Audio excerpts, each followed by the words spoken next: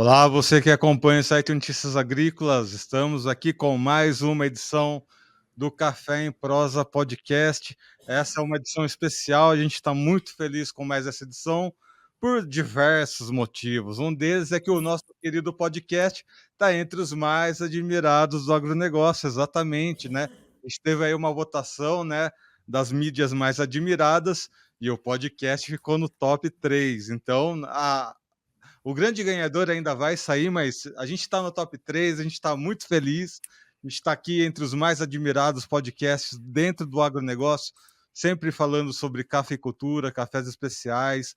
O site Notícias Agrícolas ficou entre os top 3 em duas categorias, e a minha colega Virgínia Alves ficou entre as jornalistas mais admiradas. Virgínia Alves, mais É uma vez isso aí. conosco. Olá, Erickson, olá para todo mundo. É isso aí, eu estou muito feliz, primeiro pelo site de modo geral, pelo Café em Prosa, e claro que eu fiquei muito feliz mesmo de ver meu nome lá. Acho que a gente está trilhando um caminho bem positivo aí junto com o setor, Erickson. Carinho tanto que temos outros dois jornalistas, né? A Carlinha Sim. Mendes, o Alexander, né? Nossos Olha a minha editores-chefes aí fazendo responsabilidade. parte. Pois é, Olha a minha Virgínia Alves, né? responsabilidade. Representando aí a cafeicultura aqui dentro do canal do Notícias Agrícolas. E hoje a gente vai conversar também, né, com uma pessoa muito especial que faz parte aqui dos nossos amigos da cafeicultura, que é o Eduardo Matavelli, lá da Plataforma Global do Café. Eduardo, seja bem-vindo ao nosso podcast. Boa tarde, Erickson. Boa tarde, Virgínia. Primeiramente, parabenizar vocês aí pelo sucesso do podcast Café em Prosa, pelas notícias agrícolas, parabenizar a Virgínia aí pela homenagem, pelo reconhecimento, e dizer que é um prazer muito grande estar aqui com vocês, falando um pouquinho sobre o café, que é uma paixão nacional, uma paixão minha aí, e um pouco do nosso trabalho como Plataforma Global do Café. Muito obrigado pelo convite desde já. Obrigada pelo carinho, Eduardo. Obrigado. Bom, Eduardo, vamos começar apresentando a plataforma, né? Qual que é o principal trabalho da Plataforma Global do Café? Vamos lá.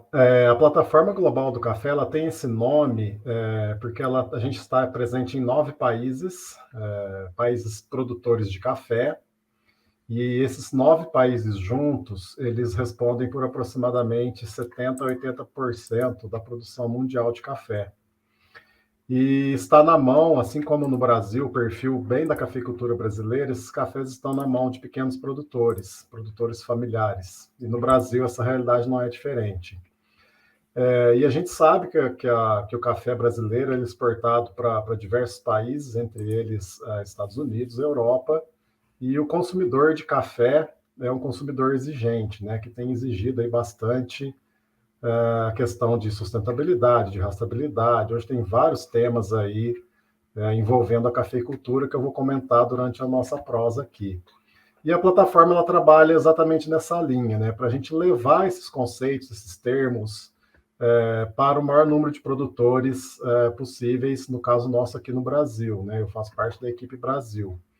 Então, a gente tem várias ferramentas que a gente leva para os cafeicultores, através dos nossos membros e parceiros, e essas ferramentas são elaboradas coletivamente. Tá? Eduardo, quando você fala para a gente, né, que a plataforma está disponível não só em 9 países produtores, destacando o Brasil e principalmente o pequeno produtor. Isso tem um peso muito grande quando a gente fala em Brasil, porque a gente precisa lembrar quem está nos assistindo que mais de 90% da nossa produção em território brasileiro ela é composta por pequenos produtores. Eu queria entender de vocês é o seguinte: como que é o desafio de trabalhar com a plataforma, unindo todas as informações para os produtores num país como o Brasil, que tem uma responsabilidade muito grande na sua produção e que o perfil do produtor, de quem está no campo, é o perfil que precisa estar com quem vocês trabalham na plataforma. Perfeito, Virgínia. Desses 9 países da plataforma, o Brasil, a maioria das vezes, ele serve de referência para os outros países. É claro que a gente aprende também muito com os nossos outros países da plataforma, né? Vietnã, Indonésia, Colômbia, Guatemala, entre outros, né? E o Brasil, a gente tem uma vantagem muito grande aqui internamente, que a gente costuma dizer que é o ambiente facilitador, que é uma cadeia madura da cafeicultura. Então, a gente tem vários representantes de produtores, de exportadores, de cooperativas, várias instituições aí, pesquisas, Embrapas, institutos federais, entre outras, que faz da cafeicultura brasileira ser uma referência mundial hoje. E é interessante que quando a gente reúne esses 9 países, uma vez ao ano a gente se reúne, de maneira presencial, e por coincidência, agora por conta da pandemia, a gente fez essas reuniões mais online, né? A gente fez uma agora essa semana, por coincidência, e é interessante ver o interesse dos outros países no Brasil, do que a gente está fazendo aqui. Então, a gente cita várias ações que a gente faz a campo e eles ficam impressionados de saber o que a gente está fazendo aqui, né? E quando a gente fala que é o maior produtor de café do mundo, a nossa responsabilidade também é grande, né? É grande no sentido de cobranças, né? A gente está vendo aí não só o café, mas o agro como um todo, as cobranças que estão acontecendo aí a nível mundial, né?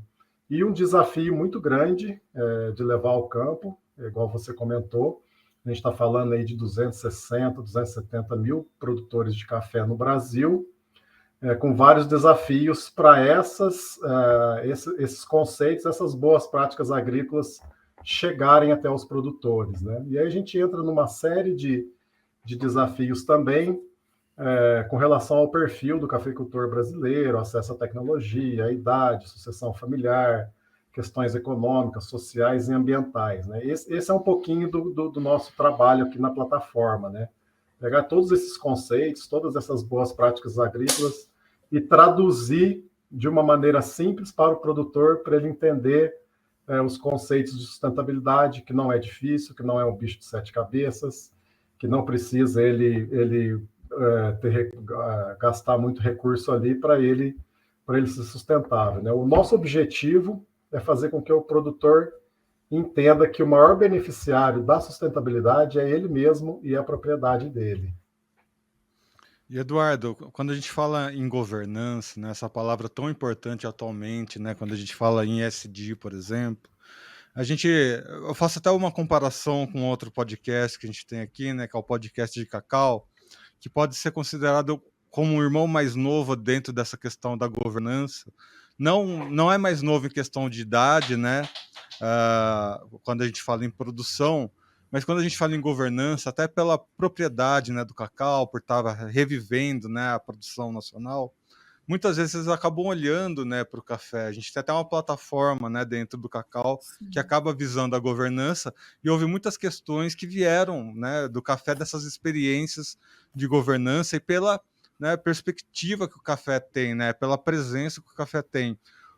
Qual que é a principal diferença e os principais objetivos aí dentro da plataforma do café que traz essas diretrizes até mesmo para outras áreas do agronegócio? Muito interessante, Erickson. Eu vou responder essa pergunta trazendo um pouco, já entrando um pouco mais grupos, um grupo técnico formado pelas extensões rurais do Brasil, nas principais ou em todas as regiões cafeeiras, Arábica e Conilon, várias instituições que fazem parte desse grupo técnico. Todas as nossas ferramentas, tudo que a gente faz a nível de Brasil, a gente faz coletivamente dentro desse grupo. Então, a gente discute, a gente levanta os principais desafios da cafeicultura e, conjuntamente, nós levantamos como traduzir isso em ações no campo, né? O currículo de sustentabilidade do café, que eu vou comentar já, indicadores de sustentabilidade, e essas ferramentas que a Plataforma Global Brasil elaborou coletivamente permite uma governança da cafeicultura como um todo. Um dos nossos objetivos é fazer da sustentabilidade a regra do setor cafeeiro, né? Começando desde lá da propriedade, técnicos, agrônomos, instituições, cooperativas, extensões rurais, instituições governamentais como um todo, né? O outro grupo nosso, da Plataforma Global do Café, é um grupo político estratégico, que valida todas as nossas ações. Então, a gente tem aí as principais entidades de classe fazendo parte desse grupo, né? CNA, CNC, Secafé, a BIC, a BICS, o próprio Ministério da Agricultura, entre outras empresas, né? Então, a plataforma global do café ela tem uma capilaridade a nível de Brasil, e essas ferramentas que permitem uma governança de todos os níveis aí da cafeicultura brasileira, né? Eduardo, eu queria voltar um pouquinho na sua fala anterior, quando você mencionou para a gente essa questão, essa pressão muito grande em cima do agronegócio e acaba, claro, atingindo o café, porque o que eu quero entender? A gente tem visto todas essas instituições que você citou, o nome que fazem parte da plataforma, fazendo um trabalho muito forte no exterior para comprovar justamente os pontos positivos que a cafeicultura tem, né? Que são dados científicos, são números comprovados, enfim, a gente tem visto tudo isso acontecer. E, por outro lado, e você comentou também que a plataforma tem essa outra missão de levar para outra ponta, né? Para o produtor entender o que estão falando lá fora, principalmente, e para saber o que ele precisa fazer aqui dentro. Como é que vocês têm cruzado essas informações para que o produtor fique de fato informado, entenda a urgência para algum deles, é claro, mas principalmente a necessidade na mudança de algumas práticas? Como é que tem sido esse jogo que você faz, né? O pessoal vai lá para fora, você tem um contato com as outras origens produtoras, nossas lideranças vão lá para fora para debater, enfim, para comprovar os nossos pontos, e você traz isso para outra ponta, que no fim de tudo é a ponta mais importante de tudo isso, que é quem faz de fato o café, né? Como é que você cruza tudo isso? Ótima pergunta, Virgínia. Dentre as ferramentas da Plataforma Global do Café, a primeira delas é o currículo, já vou chegar na sua resposta, né? A primeira delas é o currículo de sustentabilidade, é um conteúdo de boas práticas agrícolas. Esse currículo, quando ele foi elaborado, é um conteúdo de boas práticas brasileiros criado por brasileiros, é um documento nacional que reflete a cafeicultura, tanto arábica quanto Conilon robusta aí. Esse currículo, quando ele foi elaborado, a gente já elaborou ele pensando nos Objetivos de Desenvolvimento Sustentável das Nações Unidas. Então, ele é uma linguagem que conecta com esses principais desafios da cafeicultura lá fora. Junto com o currículo, foram criados indicadores de sustentabilidade. Para quê?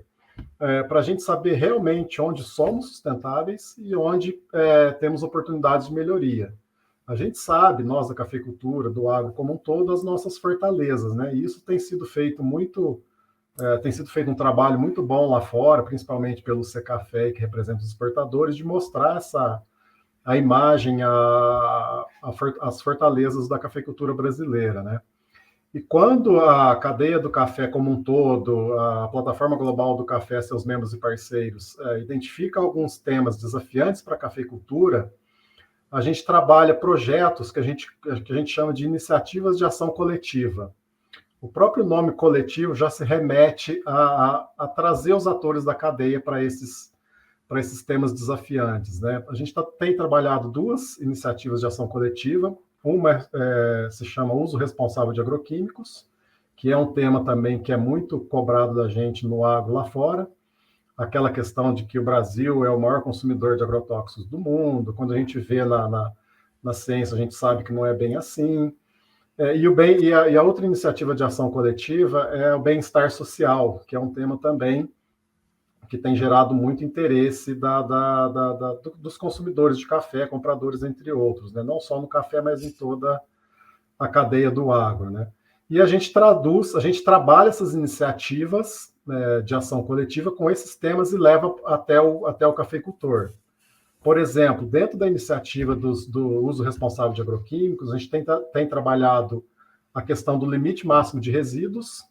Para cada produto agroquímico utilizado, existe um limite máximo de resíduos. Aqui no caso do Brasil, é a Anvisa que determina, né? E lá fora são outros órgãos de defesa, de fiscalização, enfim.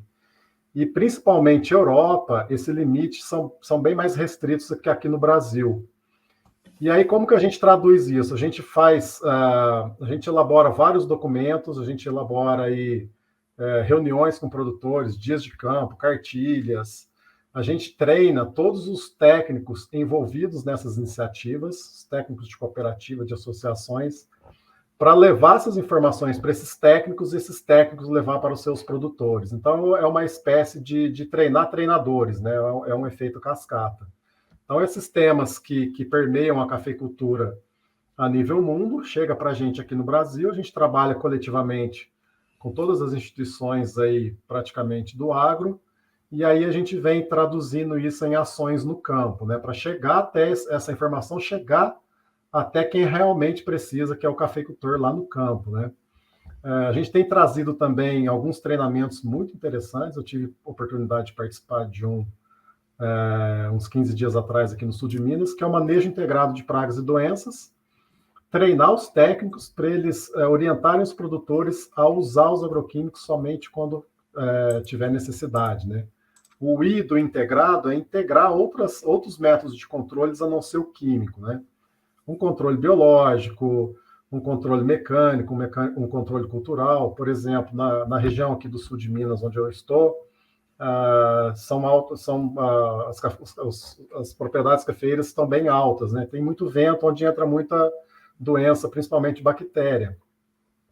E a gente orienta o produtor, ao invés de ele usar um produto químico, ele faz ali um controle, uma barreira, planta uma bananeira, um milho, enfim, que segura esse vento e evita dele usar esse agroquímico, né? A gente não é contra o uso, mas sim, até porque o nome dessa iniciativa, né? O uso responsável de agroquímicos. Então, a gente leva toda essa informação para o produtor. Um outro treinamento que a gente fez com os técnicos é o tecnologia de aplicação.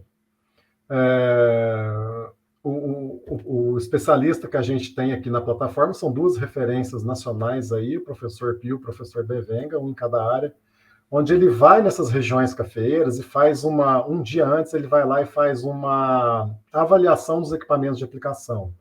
As bombas costais, os pulverizadores tratorizados. Ele desmonta esses equipamentos e pega os técnicos, junta os técnicos dessas cooperativas e associações membros da plataforma e faz um raio-x ali e dá o treinamento em cima disso. A gente tem visto, quando a gente fala de limite máximo de resíduos, né, que foi o começo dessa parte aqui, a gente vê que ainda tem um caminho muito grande para chegar até o produtor para que esse café não acuse resíduo lá fora. Então, o manejo integrado de pragas é usar o produto na hora certa, no momento certo, na praga certa e na época do ano certo. E quando precisa usar esse produto agroquímico, aí entra a tecnologia de aplicação. O bico certo, a ponta certa, o alvo. Então, são práticas ali simples, mas que ainda tem muito que ser trabalhado até chegar no produtor, né? Só um exemplo aí de como a gente tem trabalhado e feito essa conexão lá fora aqui para chegar realmente lá no campo, né? Eduardo, o Erickson deixou só para pegar o gancho da fala dele. A gente tem acompanhado aqui de perto as ações que o setor tem feito lá fora e a gente tem um retorno muito positivo. A base do Secafé, por exemplo, traz que foi um retorno positivo, um bate-papo legal. O Marcos fala muito isso aqui com a gente no Notícias Agrícolas. Mas sabe o que eu fico muito curiosa? Eu queria saber se você tem essa resposta, né? Já que você está aí englobando tudo com a plataforma, qual é o feedback que vocês recebem com as lideranças do Brasil lá fora? Tem surtido efeito? Vocês estão sentindo isso? Porque é um trabalho muito bem visto, que tem acrescentado muito para a abertura de alguns mercados, para consolidar outros.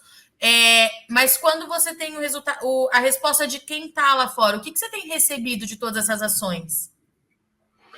A gente tem surtido efeito, eu vejo pelas empresas que fazem parte da plataforma, né, membros e parceiros, muitas delas localizadas lá fora, né? Então, aquilo que eu comentei agora há pouco, né, existe um interesse muito grande em saber como que o Brasil está respondendo a esses desafios da cafeicultura, né, que eu comentei agora há pouco, dos agroquímicos, das questões sociais, né? E quando a gente para pensar, ou até levantar, isso aí já se concretizou aqui no nosso trabalho da plataforma, a gente fez a gente entrou em contato com todos os nossos membros e parceiros e pedimos para eles levantarem quais ações de sustentabilidade cada empresa está fazendo. gerou tanta informação positiva que a gente fez um catálogo, a gente imprimiu, publicou esse catálogo, lançamos na Semana Internacional do Café, uns 5, 6 anos atrás, da quantidade de ações positivas que estão sendo feitas no campo e em todos os sentidos, né? E essas informações têm sido levadas lá para fora através dos nossos membros e parceiros, né? Mas ainda tem todo um trabalho a ser feito aí, de levar essa imagem lá para fora, né? É um trabalho que eu particularmente imagino que é de médio e longo prazo aí, mas que já começou com várias lideranças lá fora fazendo mostrando o que é a realidade da cafeicultura brasileira, né? O que eu vejo de diferencial quando a gente fala que há uma plataforma de trabalho coletivo, e isso eu acho que é uma situação única que acontece no agronegócio, né? Eu não vejo outros grandes setores tendo atuações como essa, exatamente pela complexidade que a gente tá conversando aqui, né? De fato, nós temos aí, então, 3 grandes esferas de atuação, né? Uma delas é a questão da sustentabilidade, outra é a questão, né, dos rendimentos, né, a governança em si, e a parte produtiva, né? São 3 grandes esferas de atuação, cada uma trabalhando, né, independente da outra, mas que em algum momento ou outro, né, há uma fusão e essas 3 grandes esferas se tornam uma coisa só. E aí, Eduardo, eu vejo aí, né, grandes potenciais e grandes desafios. Afinal de contas, nós estamos falando dos maiores países produtores de café, cada um com a sua jornada, né, dentro de agricultura, né? E o Brasil tem uma jornada que, apesar, né, das críticas que acontecem mundo afora, a gente tem uma jornada de excelência, né? Nós temos grandes instituições trabalhando aqui no Brasil, inclusive aí a plataforma global, que às vezes em outros países acaba não tendo essas mesmas benesses, né? Como é que você posiciona essa competitividade e essa jornada brasileira da cafeicultura, até mesmo para mostrar o que temos para ensinar a esses outros países e até mesmo aprender a melhorar? É interessante. Isso, recentemente teve o seminário do café, né, no Guarujá. Eu não tive lá, mas eu tive vários feedbacks aí, fui coletando informações, e foi unanimidade que o Brasil hoje no mundo é o grande player na cafeicultura mundial, né, por vários desafios, questões climáticas, financeiras, a viabilidade econômica aí dos produtores de café principalmente, né? Eu comentei sobre a questão do ambiente facilitador que o Brasil tem, né? E recentemente, dentro dessa iniciativa que eu comentei sobre o bem-estar social, tem um tema sendo muito falado aí na cafeicultura mundial, que é o Live Income, que é a renda de bem-estar do produtor de café. Isso até é um anseio da Organização Internacional do Café, agora lá sobre a gestão da Vanusa, de fazer esse estudo em 70%, 80% dos países produtores de café, membros da OIC, né? E no Brasil vai mostrar o quê? Uma realidade que a gente já sabe, né? Que a cafeicultura gera renda para o produtor, para os trabalhadores e para os municípios ali que eles estão envolvidos, né? Então, nesse sentido, a gente tem vários outros exemplos aí de referências da cafeicultura brasileira. Alguns nem mesmo a cadeia do café, alguns atores da cadeia sabem, né? Por exemplo, recentemente, dentro dessa iniciativa dos agroquímicos, a gente fez uma parceria com o INPEV, que é o Instituto Nacional de Processamento de Embalagens Vazias, né? Um dos indicadores que a gente busca melhorar em 5 anos, sendo a iniciativa, especificamente que os produtores de café recolham as embalagens ou retornem essas embalagens para o centro de distribuição, né? E hoje a gente tem o INPEV como uma referência internacional em logística reversa, né? 95% das embalagens de agroquímicos são retiradas do campo e retornam para o ciclo, né? E foi interessante que quando a gente procurou o INPEV para fazer essa parceria, temos um termo de cooperação assinado com eles, eles não têm um recorte café, Então, é Brasil, agro, e aí entram as grandes cadeias, entra a soja, entra a milho, entra o algodão, entre outras. E eles não têm o recorte familiar, agricultura familiar. E através dessas parcerias, a gente fez vários recebimentos itinerantes em parceria com eles, Minas Gerais, Rondônia, São Paulo, enfim. E eles a gente teve esse feedback deles, chamou a atenção deles o potencial e trouxe à realidade a força da cafeicultura familiar brasileira, né? Eduardo, eu tenho duas perguntas numa só. A primeira é: quais são as outras ferramentas que vocês têm na plataforma? Você já contou aqui um pouquinho para a gente, mas o que mais que se destaca no trabalho de vocês? E quem quiser participar da plataforma, como é que funciona? Perfeito. As ferramentas, então eu comentei do currículo, que é um conteúdo de boas práticas agrícolas, são 122 boas práticas agrícolas, divididas em temas proibidos, prioritários e recomendados. Por que eu estou comentando isso? Porque tem alguns temas que são sensíveis para a cafeicultura, para compradores, torradores, enfim, que entraram como práticas proibidas. Por exemplo, desmatamento, o trabalhador aplicando lá agroquímico sem uso de EPI, trabalho infantil, entre outros, né? O currículo, como são 122 boas práticas agrícolas, a cadeia achou que seriam muitas boas práticas para levar para o produtor de uma vez. E coletivamente também, dentro desse grupo de trabalho que eu acabei de comentar, foi elencado quais seriam os itens fundamentais para a sustentabilidade da cafeicultura brasileira. E foram eleitos 18 itens fundamentais. O primeiro deles, coincidentemente, é a qualidade e a produtividade do café, que é o tripé econômico da sustentabilidade, né? Uhum. E depois desses itens fundamentais, a gente tem os 35 indicadores, tá? Quando a gente fala em melhoria contínua, imaginem um círculo que não se fecha, né? Então, no topo, a gente tem o currículo, itens fundamentais da cafeicultura, que é um resumo do currículo, né? Seriam os 10 mandamentos do currículo, vamos dizer assim, que é uma porta de entrada da cafeicultura mais rápida na sustentabilidade. Os indicadores de sustentabilidade, e a gente tem também uma ferramenta que chama Sistema Interno de Gestão da Sustentabilidade. A gente leva todas essas ferramentas para os membros e parceiros da plataforma, e todas essas ferramentas estão dentro de um aplicativo. É um aplicativo super moderno, super inovador. Eu estou com 24, 25 anos de formado, nunca vi uma ferramenta igual. É uma ferramenta de gestão da sustentabilidade. Então, o que tem dentro do aplicativo? O currículo, os itens fundamentais, os indicadores e o sistema interno de gestão. E quem que usa essas ferramentas? Os membros e parceiros da plataforma. Então, para ser membro da plataforma, entre em contato com a gente manda um e-mail para a instituição, cooperativa, associação, enfim.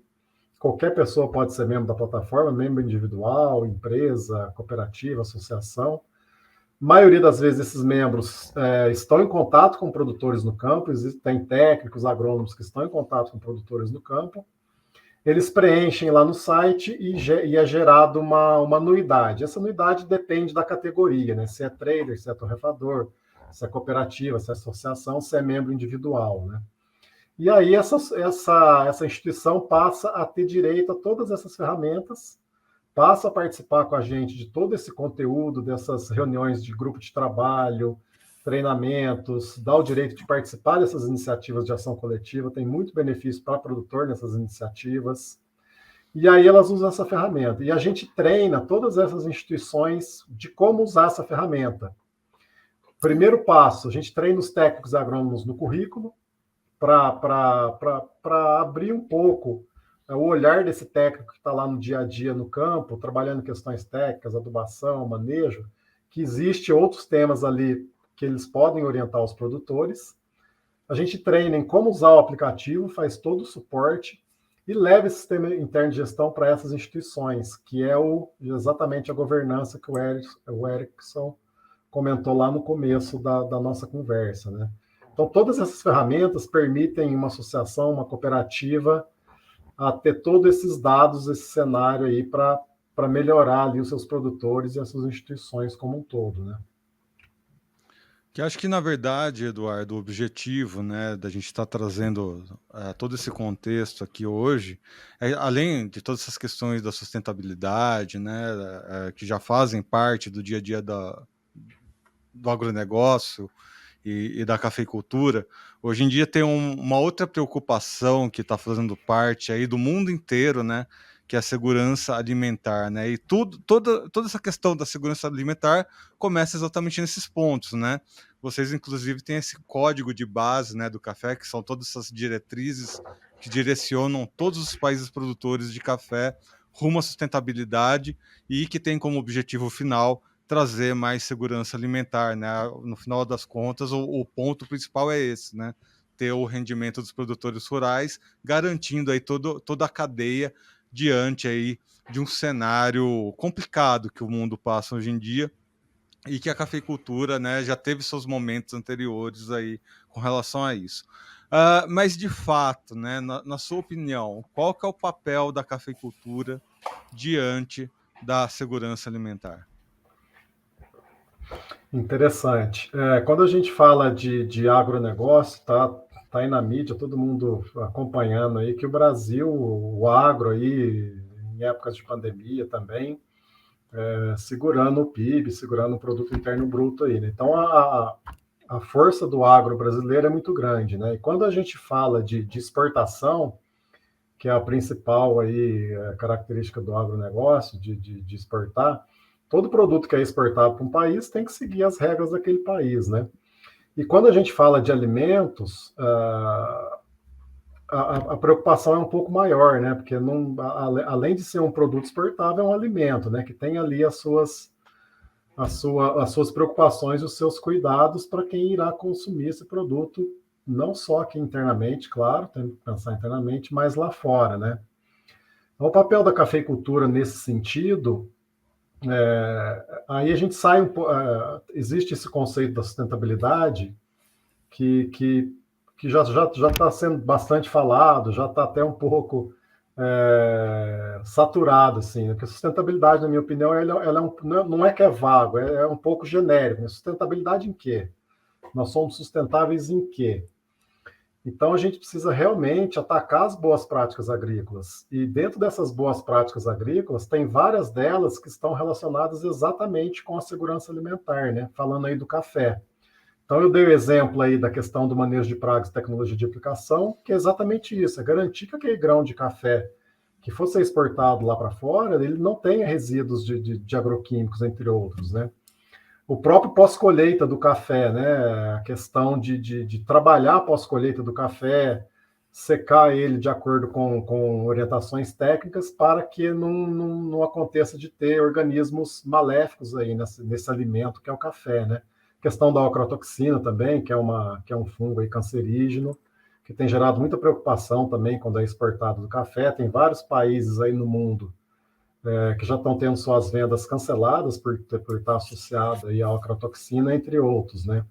Então, a cadeia do café tem essa missão aí de, através das boas práticas agrícolas, por isso que é importantíssimo o trabalho dos técnicos, dos agrônomos, o nosso trabalho como plataforma de informar esses técnicos e essa informação chegar lá no produtor, né? Que, afinal de tudo, além de ser uma paixão brasileira, aí, é um alimento, né? O café.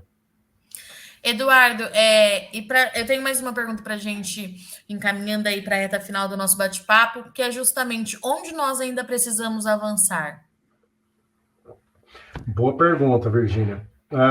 Trazendo o tema aí da sustentabilidade de novo que eu comentei, que é um termo muito amplo. Uhum. O primeiro ponto é a gente saber, a gente tem indicadores, por isso que a plataforma propôs os indicadores de sustentabilidade. Para a gente saber onde a gente tem que melhorar, a gente tem que medir. É até um termo da gestão, né? A gente não melhora o que a gente não mede, né? Uma vez a cadeia do café tendo esses indicadores, aí sim a gente vai propor essas melhorias. Aqui dentro da plataforma a gente tem uma premissa de que a sustentabilidade não se resolve sozinho, a gente precisa de apoio, de parcerias. A gente faz esse esforço aqui. E a sustentabilidade também não é de um dia para o outro, né? Então tem várias vertentes aí. Vamos trazer os 3 pilares aí da sustentabilidade, né? O econômico, social e ambiental, né? O econômico, por exemplo, a questão de quando a gente está falando de alimento, de sustentabilidade, de segurança alimentar, a gente está falando de rastreabilidade, que é um termo que está sendo muito falado hoje na cafeicultura e no agro como um todo. E a gente encontra vários desafios, que é o produtor fazer as anotações. Porque a rastreabilidade ela começa lá no talhão de café, o dia que colheu, quando colheu, que produto usou, que adubo usou. É o RG do café, toda a identidade desse café. Quando colheu, para que terreiro que foi, secador, entrou na cooperativa dia tal, saiu da cooperativa e foi lá para fora, né?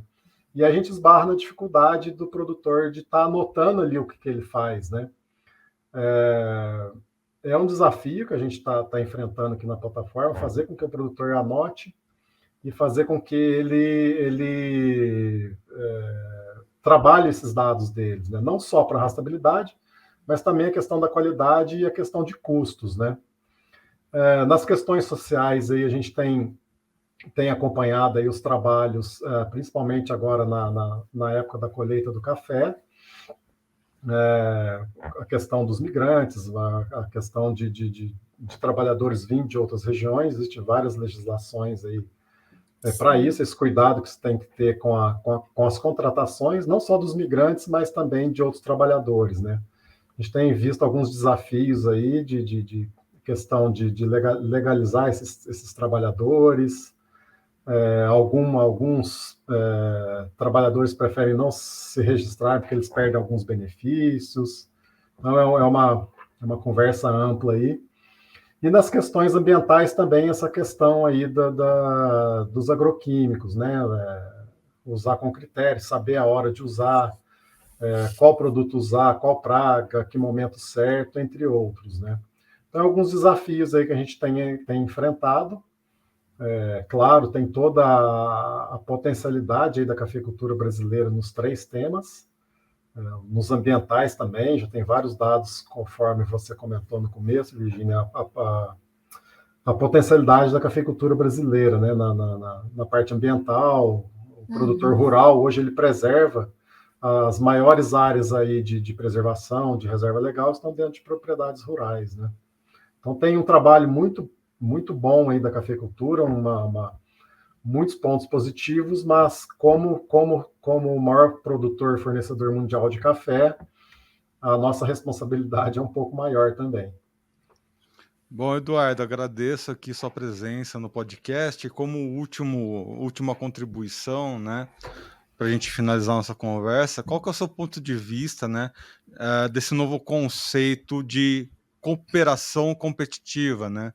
Afinal de contas, a gente está falando de uma plataforma internacional, onde é um grupo de trabalho, um grupo de estudos, né, atuando na cafeicultura nacional, mas que também trabalha aí com países que são nossos maiores competidores. E uma coisa acaba não excluindo a outra, né? Nós estamos competindo e cooperando ao mesmo tempo, né?